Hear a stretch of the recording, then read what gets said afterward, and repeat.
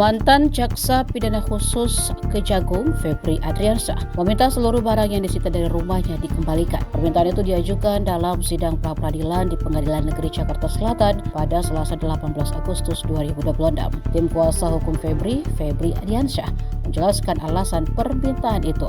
Menurutnya, penyitaan tersebut tidak sah karena izin penggeledahan dinilai tidak memuat lokasi dan dasar fakta secara jelas, juga jenis benda yang dicari serta dasar fakta dan alasan yang melandasi permohonan. Ketentuan itu diatur dalam pasal 113 ayat 2 KUHP yang mewajibkan permohonan izin penggeledahan memuat lokasi yang akan digeledah secara spesifik serta fakta yang menjadi dasar dugaan adanya barang bukti terkait tindak pidana di lokasi tersebut. Mereka menyebut kondisi itu membuat barang yang disita tidak dapat digunakan sebagai alat bukti. Dalam permohonan pra-peradilan, Febri juga meminta hakim menyatakan tidak sah surat perintah penyidikan, penggeledahan rumah keluarganya di Sentul City, Kabupaten Bogor, serta penyitaan barang pada tanggal 8 hingga 9 Juli 2026 lalu. Olehnya, mereka meminta seluruh proses penyidikan dan tindakan hukum lanjutan terhadap Febri dihentikan.